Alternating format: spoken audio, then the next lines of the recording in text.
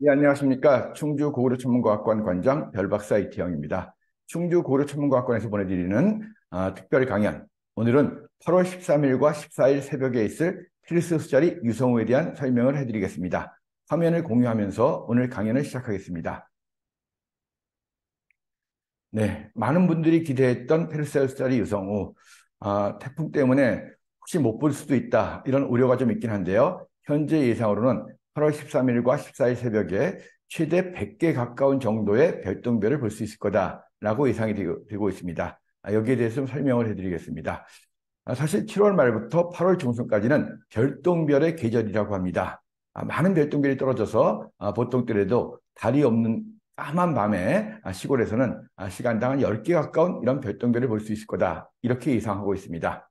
유성우라고 하는 것은 유성이 비처럼 쏟아지는 현상을 말합니다. 물론 뭐 소나기라든가 진짜 비처럼 막 쏟아지는 건 아니고, 그래도 평소에 볼 수 없었던 많은 그런 별똥별들을 볼 수 있다, 이런 이야기입니다. 그래서 제가 이제 기본적으로 설명을 좀 드리면, 이 유성우라고 하는 것은 한마디로 혜성이 지나간 궤도를 지구가 통과할 때 그 혜성 궤도에 있는 많은 부스러기들이 지구의 중력으로 대기에 끌려 들어와서 불타는 현상을 유성우다, 이렇게 이야기하는데요. 통상 시간당 10개 이상의 별똥별이 떨어질 경우를 유성우다, 이렇게 이야기를 많이 합니다.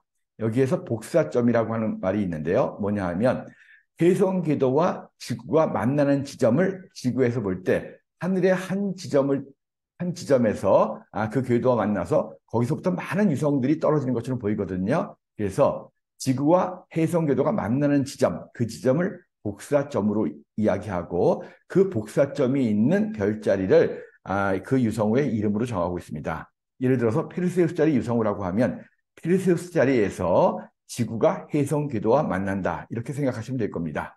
자, 그림에서 보는 것처럼 이렇게 지구가 태양을 공전할 때 혜성 궤도와 만날 때 이 혜성 궤도를 따라서 많은 별똥별이 있는데, 이 유성체들이 있습니다. 유성체라는 것은 유성이 되기 전에 그런 물체들이거든요. 이런 여러 가지 먼지라든가 얼음 알갱이, 이런 부스러기들이 혜성 궤도를 따라 도는데, 이것을 유성체라고 하는데, 이 유성체가 지구의 중력으로 끌려 들어와서 타는 현상이죠. 이 그림은 국제유성협회 IMO에 나와 있는 사진입니다. 자, 이번 페르세우스 자리 유성으로 만드는 그 해성은 스위프트 터틀이라는 해성이에요. 제가 좀 이따 설명해 드릴게요. 자, 페르세우스 유성우는 올해는 8월 13일과 14일 새벽녘이 가장 많이 보일 거다, 우리나라를 기준으로 합니다. 이 해성 궤도와 만나는 시간 자체가 우리나라로 했을 때는 13일 오후 5시경이거든요. 그래서 우리나라에서는 13일과 14일 새벽이 비슷하게 떨어지지 않을까, 이렇게 생각하고 있습니다. 밤하늘에서 카시오페이아 자리 아래쪽으로 페르세우스 자리가 있어요. 그 사이를 복사점으로 해가지고 많은 별똥별들이 떨어질 겁니다. 스위프트 터틀에서 1862년 스위프트와 터틀에 의해서 공동으로 발견된 혜성이었고요. 1992년에 다시 지구를 찾아왔고 133년 정도의 주기를 갖고 있기 때문에 2126년에 다시 또 지구에 다가올 겁니다. 자, 이 그림을 보시면 지구가 이렇게 공전을 합니다. 그때 혜성이 도는 궤도와 만나게 되죠. 여기 지금 지구가 노란색을 통과하는 게 나오는데, 그 혜성 궤도의 중심 부분과 지구가 만날 때, 그때 이제 이 혜성이 별똥별이 많이 떨어지는 거거든요. 안쪽에서부터 보면 자, 태양 중심으로 수, 금, 지, 화, 목, 토, 이런 식이죠. 그러니까 여기서 보면 지구가 요쯤에 있는 거죠. 요쯤에. 수금 세 번째 있는 거 파란색이 지구입니다. 사실은 파란색이 지구인데 이렇게 돌고 있죠. 돌다가 해성 궤도와 중심에 만날 때가 이제 별똥별이 떨어지는 거거든요. 얼핏 보아서는 이게 지구인 줄 알았는데, 따져보면 맨 안쪽부터 수금 파란색이 지구예요. 자, 그래서 지구가 태양을 공전할 때마다 모든 해성 궤도와 만나진 않겠죠. 지구 공전 궤도와 만나는 그런 해성 궤도에서만이 유성우가 떨어집니다.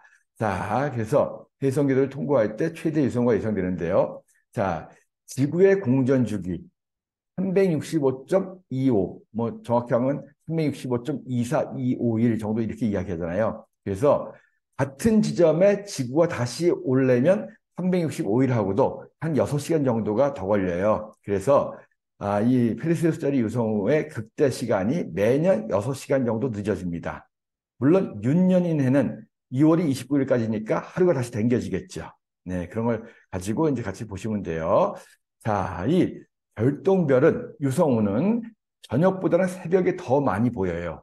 그 이유는 자, 그림을 보시면 지구가 태양을 공전할 때 해성 궤도와 만나는 그 앞부분이 바로 새벽이기 때문에 그렇습니다. 자, 태양 방향이 이 방향이고 지구가 이렇게 반시계 방향으로 회전을 합니다. 그리고 태양의 반대쪽인 이쪽이 자정이죠. 지구가 달리는 버스라고 생각하면 비 오는 날 달리는 버스의 앞유리창에 비가 많이 떨어지잖아요. 마찬가지로 공전하는 지구의 앞부분, 즉 새벽 부분에 별똥별이 많이 떨어집니다. 그 부분에서 먼저 충돌하기 때문에요. 지구의 공전 속도가 초속 30km예요. 그러니까 뒷부분에 즉 자정 이전에 저녁 부분에서는 움직이니까 여기에서 이렇게 따라오려면 쉽지가 않죠. 지구가 30km, 초속 30km 이렇게 지나가기 때문에 뒷부분보다는 앞부분에 훨씬 많은 별똥별이 떨어지기 때문에 기본적으로 이 해성 궤도에 있는 유성체들이 많은 별똥별을 뿌리는 것은 저녁이 아니라 새벽이에요. 그래서 유성우 관측은 저녁이 아닌 새벽에 주로 해야 됩니다. 자, 이 작년 같은 경우에 2022년 그때는 8월 13일 날 우리 시간으로 10시 20분경에 극대 시간이었어요. 그 얘기는 뭐냐면 10시 20분에 이 스위프트 터틀 해성궤도의 중앙을 통과했다는 거죠. 그때 최대 90개 정도의 별똥별이 예상이 됐습니다. 근데 이때는 문제가 뭐냐면 거의 달이 보름달이었죠. 그죠? 달이 떠 있는 새벽 6시까지 달이 떠 있었기 때문에 달이 떠 있는 둥근 달이 떠 있으니까 당연히 그만큼 보이는 별똥별의 수가 적었을 것입니다. 예, 자, 작년 관측 기록을 보면 그래도 8월 13일 날 거의 50개 이상의 별똥별들이 관측이 됐고요. 이 페르세우스자리 유성우의 이 활동 주기가 굉장히 깁니다. 7월 중순서부터 8월 거의 말까지예요. 물론 가장 많이 떨어지는 것은 8월 13일 전후가 되겠죠. 자, 아무튼 작년에는 보름달이 있는 상태에서도 50개가 넘는 별똥별이 떨어졌습니다. 올해 같은 경우에는 자, 8월 13일 날 17시경이 극대 시간으로 예상되고 있습니다. 이 말은 다시 말씀드리지만 작년보다는 6시간 정도가 뒤로 더 간 거죠. 지구의 공전 이 주기가 365일하고도 6시간 정도 되기 때문에요. 지구가 굉장히 정확하게 태양을 돌고 있습니다. 이걸 보더라도요. 그래서 올해는 보시다시피 달이 아주 금음달이에요. 달 뜨는 시간이 새벽 2시인데 보름달에 비해서 한 10%밖에 밝기가 안 되는 금음달이 있기 때문에 새벽이라도 달에 의해서 가려지는 이 별똥별이 많지가 않습니다. 그래서 올해는 대략 한 100개 정도가 최대로 떨어질 것 같다. 그래서 이 만나는 시간이 우리 시간은 오후 5시니까 13일 새벽이나 14일 새벽이나 거의 비슷할 것 같다는 생각이 들어요.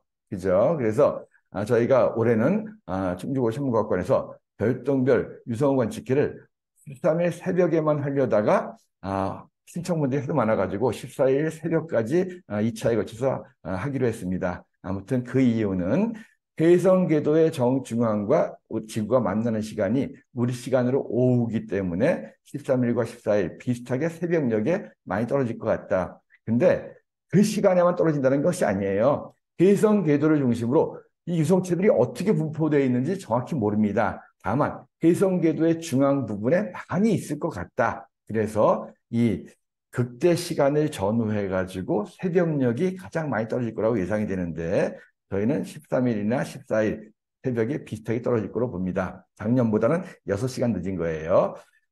최근에 이제 그 관측된 그 자료들을 보면은 이 8월 10일 같은 경우에 극대일을 며칠 남겨놓은 상태에서도 20개가 넘는 정도의 최대 별똥별들이 관측되고 있어요. 시간당이요. 7월 하순 중순 이후부터 쭉 활동이 이루어지고 달이 있을 때는 관측이 좀 안 됐던 것 같아요. 그래서 아무튼 간에 이렇게 현재 8월 국제유성협회에서 전 세계의 유성 관측자들의 데이터를 모아서 정리를 해보니까 8월 10일경에 이미 한 20개가 넘었고 8월 13일과 14일에는 거의 50개에서 100개 정도의 별똥별이 떨어지지 않을까. 달의 영향이 전혀 안 받기 때문에 그렇게 예상되고 있습니다. 사실 1년의 큰 유성우들을 정리를 해봤거든요. 그중에 1월 4일 전후로 떨어지는 화분이 자리 유성우, 그 다음에 이번 8월 13일 전후로 떨어지는 필수의 자리 유성우, 12월 14일 떨어지는 쌍둥이 자리 유성우, 이 세 개를 3대 유성우라고 합니다. 이 3대 유성우는 시간당 새벽에 최대 100개 이상의 별똥별이 떨어질 수 있다라고 예상되는 거예요. 올해는 이번 8월 13일 이후에 12월 14일 날 이때도 달이 거의 없어요. 그래서 사실 겨울이 춥긴 하지만 저희가 12월 14일 날 새벽에 또 한 번 쌍둥이 자리 유성우에 대한 이 관측을 한번 해보려고 합니다. 자, 아무튼 이 7월 중순부터는 물병자리 델타 유성우도 아직까지 활동을 하고 있어요. 그래서 이 7월 말부터 8월 중순 정도까지는 별똥별의 계절이다라고 이야기합니다. 자정이요. 여러분들이 맑은 곳에 있다라면 이 달의 영향이 없다라고 하면 구름이 없는 곳에서는 한 100개 가까운 정도의 별똥별을 보실 수 있을 거다라고 말씀드릴 수 있고요. 그리고 이 우리나라 시간으로는 8월 13일과 14일 새벽이 극대 시간일 것 같다. 이렇게 말씀드립니다. 자, 원래 이 유성우를 이해하려면 해성을 좀 알아야 돼요. 좀 전에 말씀드렸지만 유성우라고 하는 것은 해성이 지나간 궤도를 지구가 통과할 때 해성 궤도에 떨어져서 같이 돌고 있는 부스러기들, 즉 유성체들이 지구에 들어와서 타는 현상이기 때문이었습니다. 자, 보여드리는 이 영상은 이 3년 전에 서울 하늘에 나타났던 네오 YG 해성. 그때 굉장히 대단했었죠. 이 대단한 해성이 지나갔던 건데요. 서울 하늘에서도 완전히 어둡지 않은 저녁 하늘에서 이렇게 해성의 꼬리까지 보였죠. 네, 저희 과학관에서도 충북천문과학관에서 이때 니오 YG 해성 관측회를 열었는데 스마트폰으로도 이렇게 아주 사진들이 잘 찍혔습니다. 자, 저희 천문과학관을 배경으로 이렇게 북쪽 하늘에 이렇게 니오 YG 해성이 이렇게 보였었습니다. 그리고 망원경 확대 보니까 혜성의 핵과 옆에 꼬리가 이렇게 선명하게 드러났었죠. 네. 이 펠리세우스다리 유성우를 만드는 혜성은 스위프트 터틀 혜성입니다. 자, 이 사진은 133년 주기를 갔는데 가장 최근에 지구에 접근했던 1992년에 촬영됐던 사진이에요. 스위프트 터틀의 혜성 주기는 약 133년입니다. 200년 이내의 주기를 갖는 혜성을 단주기 혜성이라고 하거든요. 헨리 혜성의 주기가 76년이니까 헨리 혜성과 비슷한 단주기 혜성입니다. 그런데 주기는 헨리 혜성보다 한 2배 정도 되죠. 1862년에 스위프트와 터틀 두 사람에 의해서 공동으로 발견되었습니다. 세계 지름이 무려 26km나 됩니다. 엄청 크죠. 지구에 접근하는 그런 천체 중에서는 가장 큰 것이 바로 이 스위프트 터틀 혜성이라고 합니다. 보통 혜성의 지름이 10kg, 핵의 지름이 10kg가 안 되는데 굉장히 큰 혜성입니다. 1862년에 발견될 당시에는 북극성과 비슷한 2등급 정도였다고 합니다. 그리고 1992년에 들어왔을 때는 굉장히 멀리 있었기 때문에 밝진 않았지만 2126년, 그때까지 우리가 있을지 모르겠지만요. 자, 그때는 1등급 이상으로 맨눈으로 볼 수 있을 정도로 밝은 혜성이 될 거라고 이렇게 전망되고 있습니다. 자, 스위프트 터틀 혜성. 자, 이 과거서도 쭉 왔을 때 데이터를 낸 거거든요. 궤도가 알려지니까 얼마나 지구에 가까이 접근하느냐 따라서 밝기를 예측한 거예요. 1992년 같은 경우에는 거리가 지구 태양 거리보다 좀 더 멀었어요. 그러니까 그만큼 어두웠겠죠. 그리고 2126년에는 자, 거리가 굉장히 가까워지죠. 자, 2200만 킬로미터. 지구 태양 거리의 거의 7분의 1이 안 되는 그 정도로 가까워집니다. 그래서 2126년 모르겠습니다.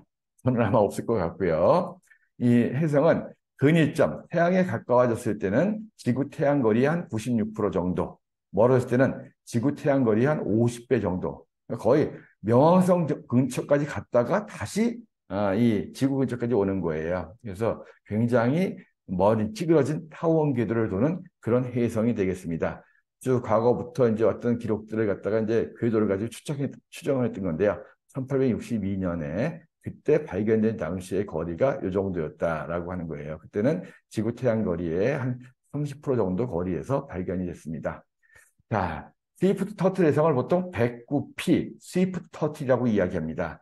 혜성을 이야기할 때 이렇게 앞에 나오는 숫자라고 하는 것은 몇 번째로 발견된 혜성이냐 하는 거예요. 그래서 109P라고 하는 것은 109번째로 발견된 혜성이다.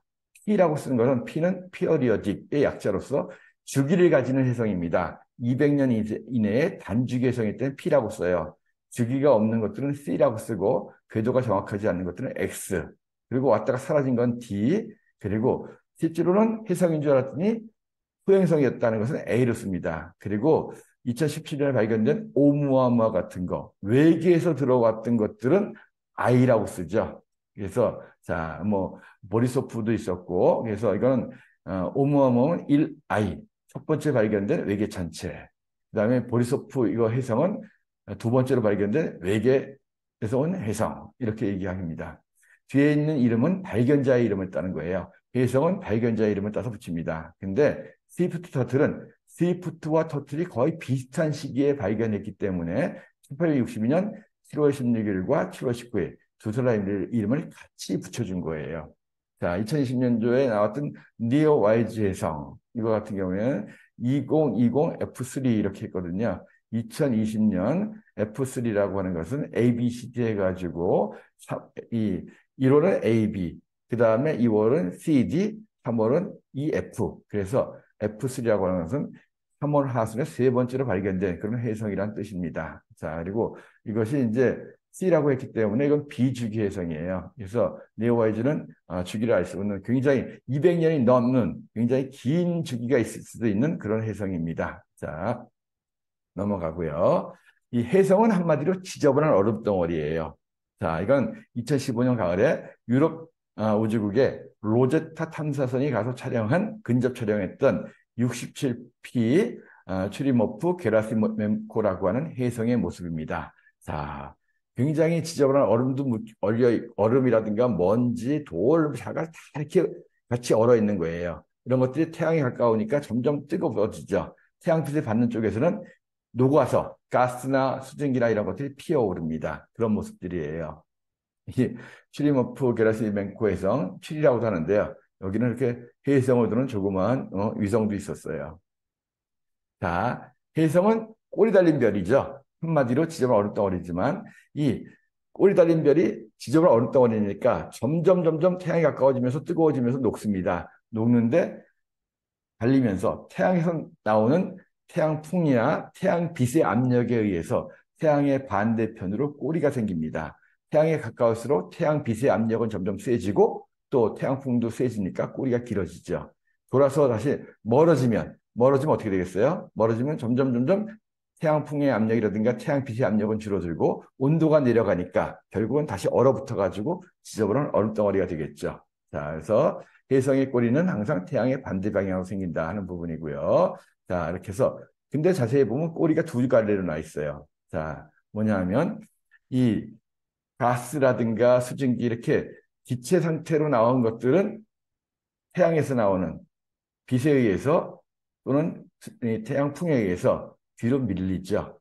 그래서 자, 이 기본적으로 꼬리 같은 경우는 무게가 있으니까 이렇게 달려오는 방향으로 약간 휘어져요. 예, 달려가는 속도에 관성이 있기 때문에. 그래서 이 가스로 되어 있는 꼬리들, 이런 것들은 정확히 태양의 반대편으로 서지만 이 먼지 꼬리라고 하는 것은 약간 휘어져 있습니다. 그래서 태양에 가까울수록 좀 더 많이 갈라지죠. 멀어지면 다시 또 이것이 이제 꼬리가 사라지죠. 그래서 해성의 구조를 보면 중심에 핵이 있고 핵이 부풀어 오른 부분들을 코마라고 부릅니다.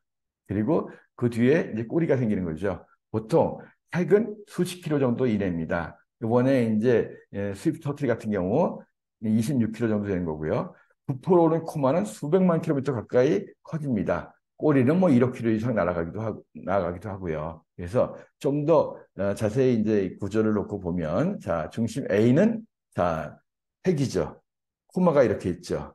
그리고 이제 여기에서 꼬리들이 나오는데 직선으로 나가는 것은 먼지 가스꼬리, 약간 휘어진 것은 오는 궤도 쪽으로 휘어진 먼지꼬리라고 하고, 그리고 제일 가벼운 원소가 수소잖아요. 그래서 제일 가벼운 수소들이 이렇게 해성의 중력 때문에 둥글게 해성을 싸고 있다라고 해서 이것을 이 수소의 이 엔벨로프 봉투처럼 이렇게 주변에 이렇게 이 해성을 싸고 있는 그런 부분이 있고요. 그 다음에 이제 F라고 하는 이 진행 방향, 먼지 꼬리가 휘어져 있는 방향이 바로 이렇게 오는 방향이고 이게 나가는 방향입니다. 그죠? 그리고 이 가스고리의 건너편에 반대쪽에 태양이 있습니다.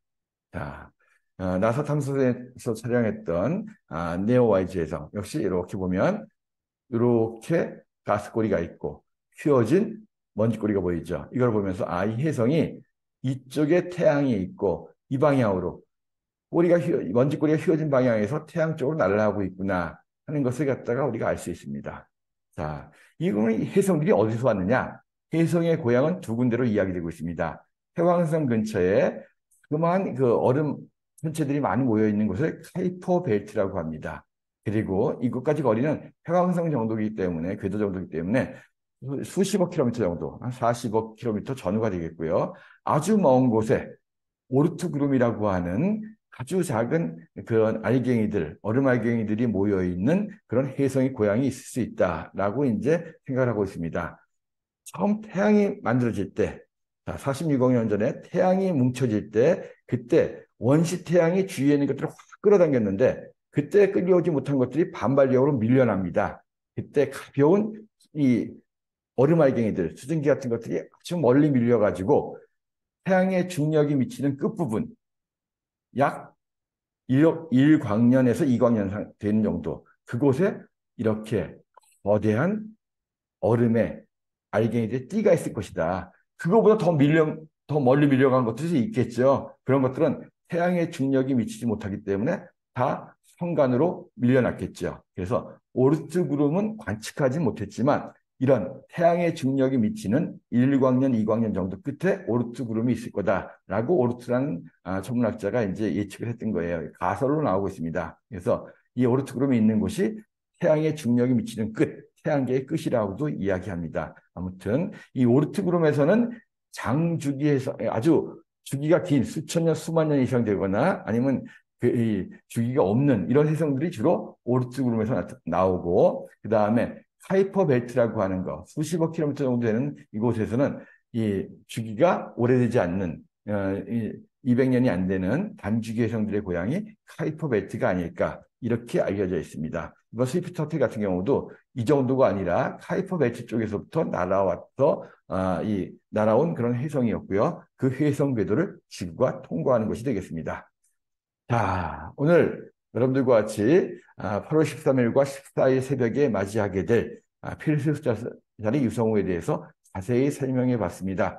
저희가 좀 더 많은 분들을 모시고 이런 해석을 같이 봤으면 좋겠지만 그럴 수가 없기 때문에 이번 필리스 자리 유성우 관심 있는 분들 이 영상을 통해서 조금은 더 관련 지식을 좀 알아두시고 보시면 좋을 것 같다 생각이 드시고요. 해성은 특정한 복사점에서만 나타나는 것이 아니라 그 지점을 중심으로 하늘 전체에서 나타나기 때문에 한 곳에 시선을 집중하지 마시고 하늘 전체를 갖다가 약간 초점을 흐린 상태에서 옛날에 매지가이 본다라고 또 이야기하거든요. 그래서 그렇게 하늘 전체를 놓고 보면 여기 저기서 떨어질 건데요. 주로 필수의 숫자를 중심으로 사방으로 튀는 모습으로 보일 겁니다. 자, 아무튼 태풍이 지나가는 상태인데요. 날씨가 맑아서 많은 분들이 별똥별을 보면서 소원을 빌어보시기 바랍니다. 저희 충주고려 천문과학관에서는 8월 13일 새벽과 8월 14일 새벽에 이 필수자리 유성우 관측회를 실시합니다. 그리고 오는 12월 14일 그때는 평일이긴 하지만 그때도 새벽에서 쌍둥이 자리 유성우 관측회를 실시할 예정입니다. 많은 분들 관심 있으시면 저희 충주고려 천문과학관 홈페이지 한번 와보시기 바라고요. 저희가 이번 8월달 같은 경우에는 여러 가지 행사도 많이 하거든요. 네이버에서 충주고려 천문과학관 검색해 보시거나 충주고려 천문과학관 홈페이지 들어와 보시기 바랍니다. 오늘 필수자리 유성우 특별 강연을 여기서 마치겠습니다. 감사합니다.